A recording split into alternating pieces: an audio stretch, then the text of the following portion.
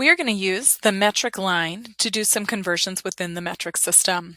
For our first example, we have 5,260 milliliters and we're asked to convert that into liters. I notice that both milliliters and liters are within the metric system. So to do this conversion, I'm going to use my metric line. I remember my metric line based on the King Henry sentence. So I'm going to say the sentence and write the first initials of each word. So King Henry died by drinking chocolate milk full of microorganisms. So, some things to note. Here where I have the B, this represents the base unit. And we talked about in the previous video that the base unit could be grams, could be meters, or could be liters. Key with the base unit is there is no prefix.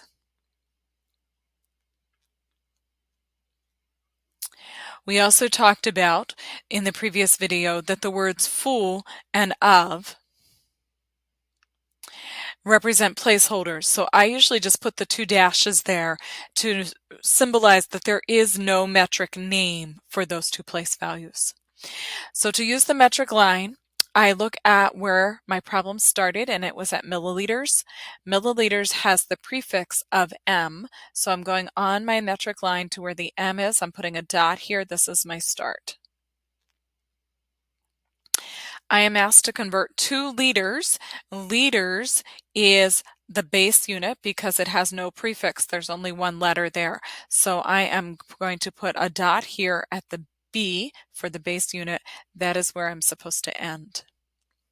Now, the metric line are like lily pads in the middle of a stream. You have to jump from one letter to the next. You may not land in between. So I'm starting on M for milli, jumping to C, jumping to D, jumping to the base. I put a little arrow here to show me the way that I jumped. Now, what I do is I go up to my number itself. I locate the decimal point. Since this is a whole number, the decimal point is at the end of the number. I am going to take my decimal point and I am going to move it the same number of places in the same direction that I used on my metric line. So I will go 1, 2, 3 jumps with my decimal, imitating what I did on my metric line. Now my decimal is located between the 5 and the 2. So my answer is 5.26 liters. You'll notice that I did not write the trailing zero because when we went over the rules for writing metric, we said that we should not write trailing zeros when working in healthcare. Let's try a second example. For this one, I have 550 micrograms and I'm to convert it to grams. I start with my mnemonic device, the sentence, and I write as I speak. So King Henry died by drinking chocolate milk full of microorganisms. I really don't want the grams there, although MCG is where I'm starting, but MC is my prefix. So I'm going to mark my start. And I'm going to note my end. Since that's just G with no prefix, I'm going for the base unit. So this is my start. This is my end. And I start jumping, remembering that these are like lily pads. I have to land on them.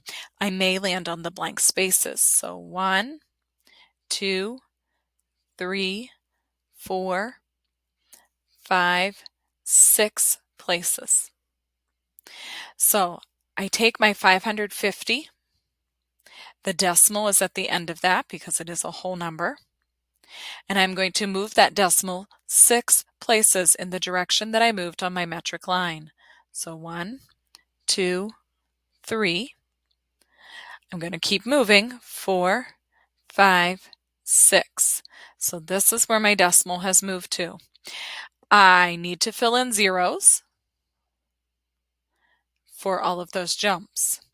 So my answer, according to the rules for writing values in healthcare, I need a leading zero, so I will put 0 point. I will put 3 zeros and then a 5. I am not allowed to have a trailing zero, so I do not write the 0 on the end. I always think the ones with the MCG are the hardest because they're the most moves, and the words full of help me with those spaces to get the moves exactly right based on the metric line. All right, third example. So I write my metric line. King Henry died by drinking chocolate milk full of microorganisms. This time I'm starting with deciliters. D for deci is the one that is smaller than the base unit. So I'm starting here on this D as my start. And I'm moving to milliliters. So milliliters is the M. So right here is my end. So start, and I go 1, 2 places on the metric line. I'm going the opposite direction as before. In my number itself, the decimal is already there. So I have 2.5. I know where my decimal is. I want to go the same number of jumps and the same direction as my metric line. So 1, 2 jumps. This is where my decimal will be. I fill in a 0. And so I give my answer as 250 milliliters. Now, the 0 in this answer is not a trailing 0. And that is because without that 0, the number would not be 250. Trailing zeros can only be after a decimal. We saw in our notes before that trailing zeros are ones that do not add any value. The 0 in the 250 milliliters distinctively adds value to the number of milliliters. So we definitely have to write that 0. Ooh, this is a weird looking one. It's the DAM is decameters. Not one that shows up in healthcare much, but great practice with our metric line. So once again, I write my metric line. King Henry died by drinking chocolate milk full of microorganisms. My start is at the K for kilometers. My ending is at the DA, which is larger than the base unit. So for decameters. And I jump between the two. So 1, 2 jumps, making sure I'm landing on the abbreviation itself. In my number 18, the decimal is at the end of the number because it is a whole number. I jump the same number of spaces and directions as my metric line. So 1, 2, this direction. Fill in zeros. And so my answer here is 1,800 decameters. As we talked about in the previous example, we need the zeros here. They're not trailing zeros. They are adding value to the answer, and so we do write those. This one's an odd one. That's why it's in our notes so that we make sure to talk about it. We start out with the abbreviation CC. If I write my metric line, King Henry died by drinking chocolate milk full of microorganisms. There is a C on here. This C means centi. However, the double C, the CC, is an abbreviation for cubic centimeters. And cubic centimeters, our wee little centimeter-sized cubes, hold exactly 1 milliliter. So we're not going to use our metric line at all for this problem. We do need to memorize the abbreviation CC because there are some people out there that use it, even though the correct abbreviation is milliliter. And since CCs and milliliters are equal, our answer is just 10. So I didn't end up using my metric line at all, but I wanted to point out to you that the double C, the CC, does not start at centi. Okay, so that is one you have to memorize, one of the exceptions to the rule. And so our final example is to go from grams to milligrams. Again, both metric, so I write my metric line. King Henry died by drinking chocolate milk full of microorganisms. I'm looking at G. That does not have a prefix, so that is a base.